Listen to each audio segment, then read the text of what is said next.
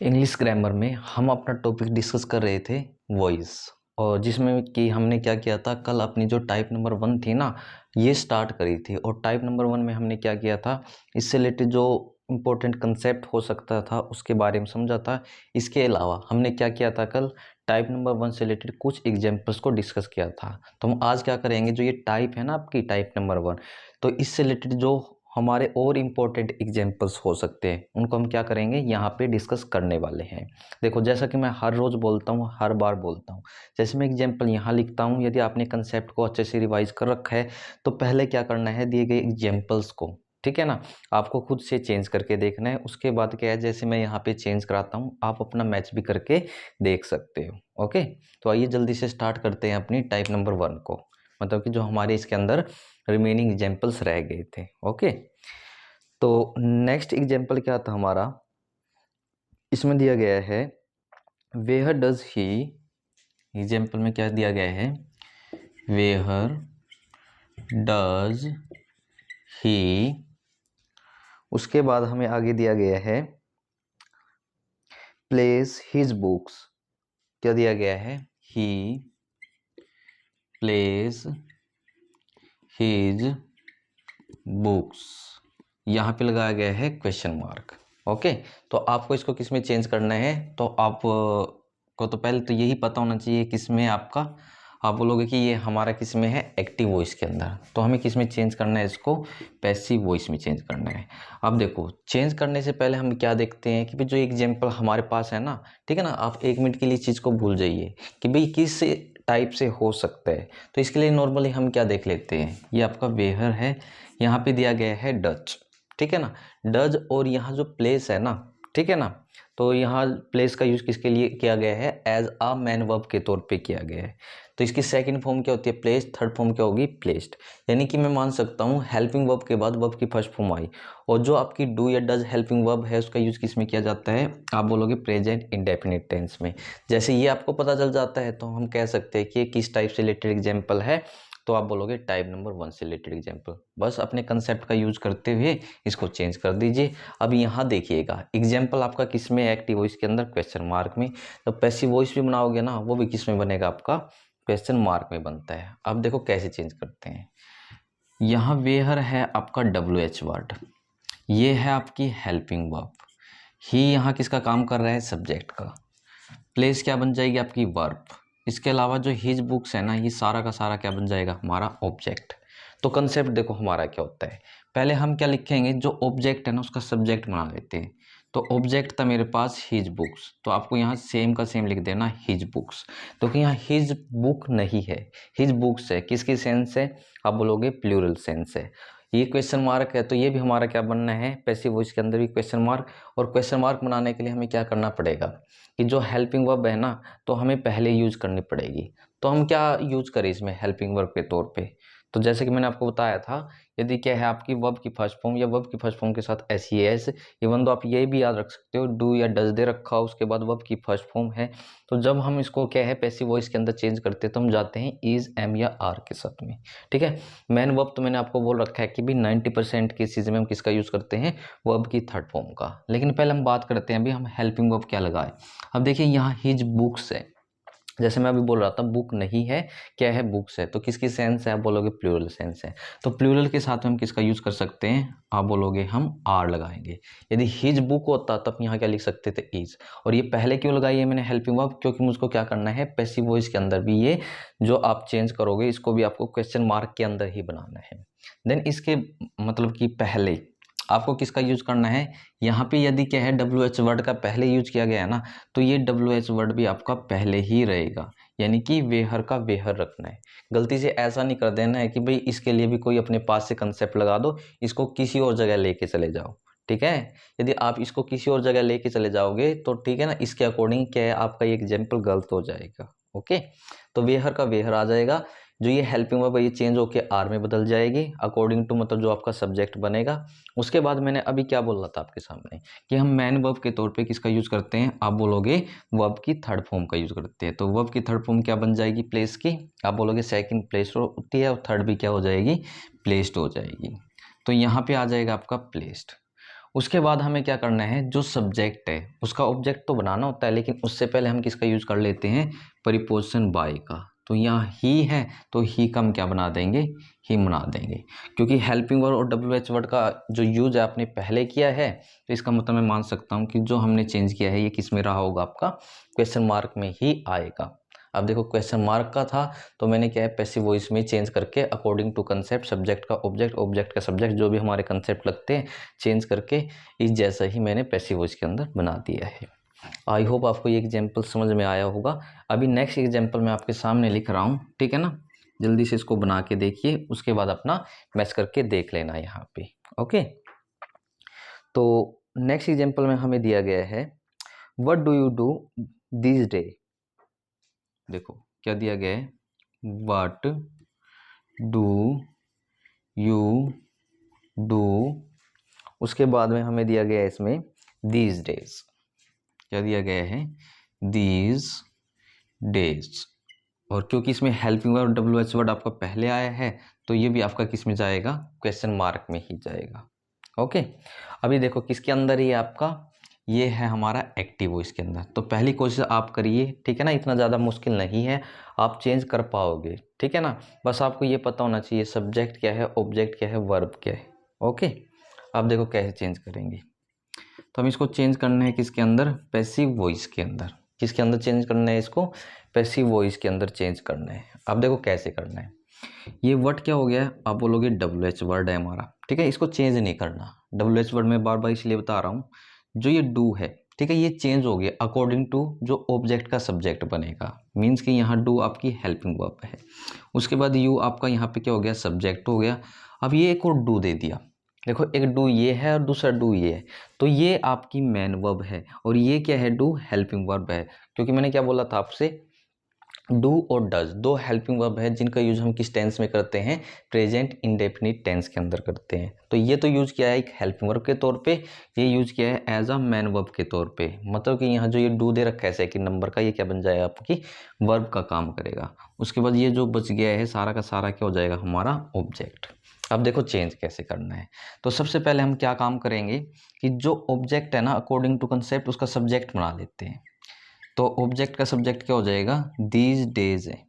यानी कि यहाँ तो मुझको तो इसको रीड करने के बाद प्लूरल सेंस आ रही है, तो हम इंडेफिनिट टेंस को किस में लेके जाते हैं, तो आप बोलोगे इज, एम, आर, और मैन वर्ब के तौर पे हम किसका यूज करते हैं, वर्ब की थर्ड फॉर्म का।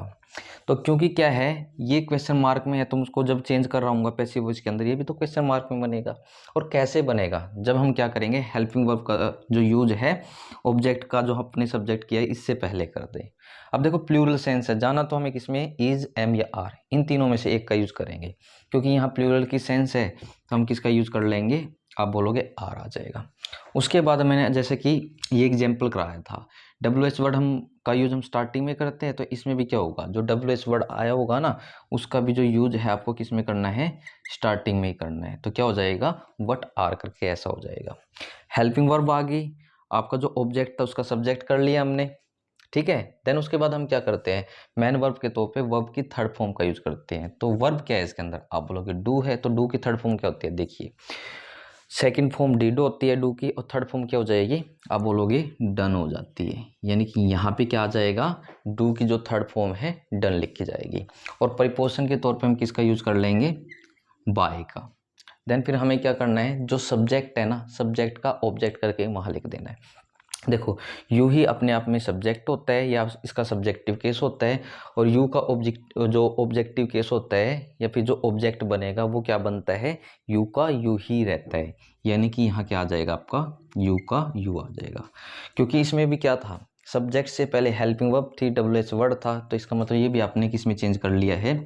यदि ये क्वेश्चन मार्क बेस्ड था आपका एग्जाम्पल, तो ये भी किस में कन्वर्ट हो चुका है, क्वेश्चन मार्क बेस्ड में ही कन्वर्ट हो चुका है। जहां हमें कंसेप्ट की जरूरत थी कंसेप्ट का यूज कर दिया।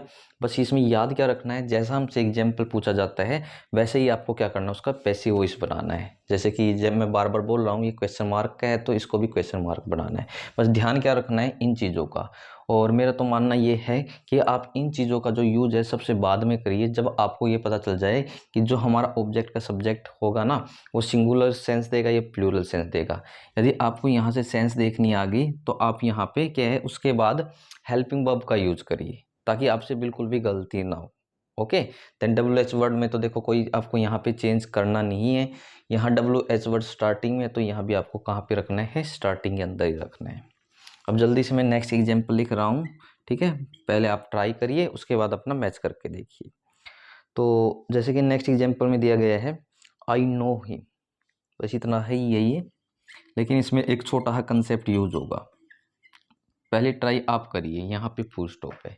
अब देखिए यहाँ पे किसका यूज किया गया है, नो होती है अपने आप में वर्ब की फर्स्ट फॉर्म, और फर्स्ट फॉर्म या फर्स्ट फॉर्म के साथ एस डू या फिर डज हो गया हेल्पिंग वर्ब के तौर पे, तो किस में यूज करते हैं हम, आप बोलोगे प्रेजेंट इंडेफिनिट टेंस में करते हैं। एग्जाम्पल किससे हो गया, आप बोलोगे टाइप नंबर 1 से हो गया। तो सबसे पहले हम यही देख लेते हैं, सब्जेक्ट क्या, आप बोलोगे सब्जेक्ट आई हो गया, नो इसके अंदर वर्ब होगी और ऑब्जेक्ट क्या बन गया, आप बोलोगे हिम हो गया। तो बस पैसिव वॉइस का जो कंसेप्ट है वो क्या होता है, पैसिव वॉइस में जो ऑब्जेक्ट है उसका हम क्या बना लेते हैं, सब्जेक्ट बना लेते हैं।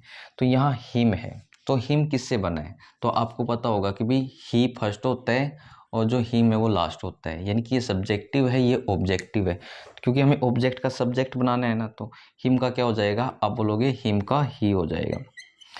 ये हमने कन्वर्ट कर दिया। उसके बाद क्या था, वर्ब की फर्स्ट फॉर्म या वर्ब की फर्स्ट फॉर्म के साथ एस या ई एस है, तो हम इसको किस में लेके जाएंगे, इज एम या आर में लेके जाते हैं, क्योंकि यहाँ सब्जेक्ट मेरा सिंगुलर है, तो सिंगुलर के साथ हम किसका यूज कर लेते हैं, इज का। देन फिर मैन वर्ब के तौर पे आपको किसका यूज करना है, वर्ब की थर्ड फॉर्म का। तो ये थी वर्ब की फर्स्ट फॉर्म, जैसा कि मैंने आपको अभी बताया है। तो नो की सेकंड फॉर्म होती है न्यू, और थर्ड फॉर्म क्या हो जाएगी, नोन, यानी कि यहाँ क्या आ जाएगा आपका, नोन आ जाएगा, KNOWN। देन उसके बाद हमें यूज करनी है यहाँ पे प्रीपोजिशन, ठीक है। अभी आप यहाँ पे ध्यान दीजिएगा, हमेशा याद रखिए नोन के साथ कभी भी आपको बाई प्रीपोजिशन का यूज नहीं करना है। किसका नहीं यूज करना है, बाई प्रीपोजिशन का यूज नहीं करना है। तो इसके साथ में हम किसका यूज कर लेंगे, टू प्रीपोजिशन का। किसका यूज करना है, टू प्रीपोजिशन का यूज करना है, ठीक है। जैसे कि एक वर्ड होता है आपका कंटेंट, कौन सा वर्ड होता है, कंटेंट करके वर्ड होता है। तो कंटेंट के साथ हमेशा याद रखिए आपको ना तो बाई का यूज करना है, इसके अलावा किसका यूज करोगे आप, एक प्रीपोजिशन आएगी आपकी, यानी कि इन करके। कौन सी प्रीपोजिशन का यूज करना है, इन का यूज करना है वहाँ पे। तो फिलहाल के याद रखना आप, नॉन के साथ गलती से कभी आप वहाँ पे बाई लगा के आ जाओ, क्योंकि ऑप्शन में आपको मिलेगा एक बाई वाला भी। तो हम वहाँ पे क्या है, जल्दबाजी में जो होता तो वैसे सारा का सारा ठीक है, लेकिन एक प्रीपोजिशन की गलती की वजह से जल्दबाजी में उसको मार करके आ जाएंगे। तो याद रखिएगा कि हम नॉन के साथ कौन सी प्रीपोजिशन लगाएंगे, आप बोलोगे टू प्रीपोजिशन का यूज कर लेना है। देन उसके बाद हम क्या करते हैं, जो सब्जेक्ट है उसका ऑब्जेक्ट बना लेते हैं। तो जो आई है, ठीक है ना, तो आई का ऑब्जेक्ट क्या होता है, याद रखिएगा मी। ये बातें मैं आपको नरेशन में भी अच्छे से सिखा चुका हूँ, और वॉइस में भी मैंने क्या आपको ये चीज़ दोबारा बता रखी है, ठीक है ना। इसलिए मैं बोलता हूँ कि भी आपको फर्स्ट और सेकंड वीडियो देख करके जो वॉइस रिलेटेड इंपॉर्टेंट कंसेप्ट, मतलब हम एग्जाम्पल्स के अंदर अप्लाई करते हैं, लगाते हैं, आपको ये अच्छे से समझ में आ जाएंगे यदि आप उन कंसेप्ट को अच्छे से रिवाइज या फिर लर्न कर लेते हो। तो यहाँ पे मेरे पास था आई, तो आई का ऑब्जेक्ट क्या हो जाएगा, आप बोलोगे मी, तो यहाँ लिख देना मी, बाद में लगा देंगे फुल स्टॉप, क्योंकि सिंपल था तो सिंपल का आपको क्या बनाना है, सिंपल ही बनाना है। अब एक एग्जाम्पल ना मैं यहीं साइड में करा रहा हूँ आपको, क्योंकि हो सकता है आपको नीचे दिखाई ना दे सही से। ओके, तो नेक्स्ट एग्जाम्पल क्या है मेरे पास, दिस पोट कंटेन्स मिल्क। देखो एग्जाम्पल में क्या दिया गया है, दिस पोट कंटेन्स मिल्क, और बाद में क्या लगाया गया है, फुल स्टॉप लगाया गया है। देखो पहली कोशिश आप खुद से करिए, बिल्कुल आसान है। उसके बाद क्या है, यहाँ पे मैच करके देखिए बस। अब कैसे चेंज करेंगे, देखो इसको किस में चेंज करना है हमें, ये पैसिव वॉइस के अंदर चेंज करना है। तो सबसे पहले हम क्या चेक करते हैं, ठीक है, पहले हम चेक करते हैं सब्जेक्ट क्या है। तो सब्जेक्ट ये आपका सारा का सारा हो जाएगा, क्या हो जाएगा, ध्यान रखिएगा, जो सब्जेक्ट है ये आपका सारा का सारा हो जाएगा। उसके बाद यहाँ जो दे रखा ना कंटेन्स, ये क्या आपकी वर्ब है, कंटेन्स क्या आपकी वर्ब, यानी कि जो कंटेन है इसकी सेकंड फॉर्म कंटेंट, यानी कि ईडी लगा देना है लास्ट में, थर्ड फॉर्म भी क्या होती है, कंटेंट होती है। उसके बाद यहाँ दिया गया है मिल्क, और यहाँ मिल्क क्या बन जाएगा आपका ऑब्जेक्ट। अब देखिए कंसेप्ट क्या होता है, जो ऑब्जेक्ट है उसका हम पहले क्या करते हैं, सब्जेक्ट करते हैं ना। तो ऑब्जेक्ट क्या था, आप बोलोगे मिल्क है, तो मिल्क का सब्जेक्ट क्या रह जाएगा, आप बोलोगे मिल्क का मिल्क ही लिखेंगे। उसके बाद क्योंकि क्या है यहाँ वर्ब की फर्स्ट फॉर्म के साथ में क्या ऐड किया गया है, आप बोलोगे एस को ऐड किया गया है। जहां हम वर्ब की फर्स्ट फॉर्म या वर्ब की फर्स्ट फॉर्म के साथ एस या एस या डू या डज इसके बाद वर्ब की फर्स्ट फॉर्म का यूज करते हैं तो वो किस टेंस में चला जाता है, present indefinite tense type number 1 के अंदर चला जाता है। तो इसका कंसेप्ट क्या था प्रेजेंट इंडेफिनिट टेंस का, तो हम इसको लेके जाते हैं इज एम आर, और मैन वर्ब के तौर पर हम किसका यूज करते हैं, वर्ब की थर्ड फॉर्म का यूज करते हैं। ऐसे ही था। अब यहाँ मुझको बताइए मिल्क है, वैसे इससे रिलेटेड जो कंसेप्ट है ना, मैंने एक टी वाला एग्जाम्पल कराया था आपको, ठीक है ना, कल ही कराया था ये टी का। और मैंने बताया था कि भाई टी क्या होती है, आप बोलोगे टी आता है हमारा अनकाउंटेबल नाउन की कैटेगरी में, क्योंकि हम उसको गिन तो नहीं सकते हैं। और जो हमारे अनकाउंटेबल नाउन होते हैं तो उसके साथ हम किस वर्ब का यूज करते हैं, तो आप बोलोगे सिंगुलर वर्ब का यूज करते हैं। ऐसे ही क्या है, यहाँ पे मिल्क दिया गया है, तो मिल्क भी किस में जाएगा, अनकाउंटेबल नाउन में। मतलब कि मुझको कैसे पता है भी मिल्क अनकाउंटेबल नाउन है, जैसे कि मैं ऐसे तो नहीं गिन सकता हूँ भी 1 मिल्क हो गया, 2 मिल्क हो गया, 3, उसकी क्वांटिटी को आप गिन सकते हो। 1 लीटर मिल्क हो गया, भी 2 लीटर हो गया, 3 लीटर हो गया, ऐसे करके वहाँ उसकी क्वांटिटी गिन रहे हो आप, न कि मिल्क को गिन रहे हो, ठीक है ना। तो याद रखिएगा यहाँ पे जो मिल्क दिया गया अपने आप में अनकाउंटेबल नाउन है। अनकाउंटेबल नाउन तो हम किसका यूज करेंगे, सिंगुलर वर्ब, और सिंगुलर वर्ब के तौर पे इज एम और आर में से क्या आ जाएगा, आपका इज आ जाएगा। फिर मैन वर्ब के तौर पे हमें किसका यूज करना है, वर्ब की थर्ड फॉर्म का, तो कंटेन की थर्ड फॉर्म क्या हो जाएगी, कंटेंट, AINED, ठीक है ना, ये हो जाएगा कंटेंट। और जैसे कि मैंने आपको इसमें बताया है, नोन के साथ आपको हमेशा टू का यूज करना है। ऐसे ही याद रखिएगा कि जो कंटेंट है ना, इसके साथ हमेशा आपको ना तो बाय लगाना है ना टू लगाना है, तो किस प्रीपोजिशन का यूज कर लेना है, इन प्रीपोजिशन का। ओके, तो यहाँ हो जाएगा कंटेंट इन। उसके बाद क्या था, जो सब्जेक्ट है उसका आपको क्या बना देना, ऑब्जेक्ट। तो सब्जेक्ट के तौर पे दिस पोर्ट था, तो ऑब्जेक्ट पे आप ये का यही रखोगे, दिस पोर्ट का दिस पोर्ट, और बाद में लगा देना फुल स्टॉप, ठीक है ना। तो ऐसे करके क्या करना था हमें, मतलब कि इन एग्जाम्पल्स को चेंज कर लेना था। तो देखो टाइप नंबर 1 में जितने हमारे इंपॉर्टेंट एग्जाम्पल्स हो सकते थे मैंने ना आपको यहाँ पे कराए हैं। इसके अलावा आपको क्या करना है, एक्स्ट्रा कहीं से भी मिले इस टाइप से रिलेटेड आपको ज़्यादा से ज़्यादा प्रैक्टिस करनी है, इन्हीं पे सिर्फ आपको डिपेंडेंट नहीं होना है, ठीक है ना। आपको दूसरों से, जैसे कि मैं पहले भी आपको बोला था कि भी कुछ अलग करना पड़ेगा। यदि आप दूसरों से कुछ अलग करोगे तभी क्या है, इस कंपटीशन के दौर में या इस कंपटीशन में सबसे आगे निकल पाओगे। ओके, तो यहाँ मैंने आपको कंसेप्ट के अकॉर्डिंग एग्जाम्पल्स को कैसे चेंज किया जाता है, ठीक है ना, अच्छे से बताने की कोशिश करी है। आपको भी क्या करना है कि भाई जहाँ से एक्स्ट्रा सोर्सेज से कुछ भी मतलब कि इस टाइप से रिलेटेड एग्जाम्पल्स मिल जाते हैं, ज़्यादा से ज़्यादा क्या करनी है, आपको भी प्रैक्टिस करनी है। तो इस वीडियो में बस इतना ही, इसमें हमने आज कंप्लीट कर ली है अपनी टाइप नंबर 1 को। कल हम क्या है, एक नई टाइप यानी कि टाइप नंबर 2 को डिस्कस करेंगे इधर। ओके, तो बस इस वीडियो में इतना ही रहने वाला है।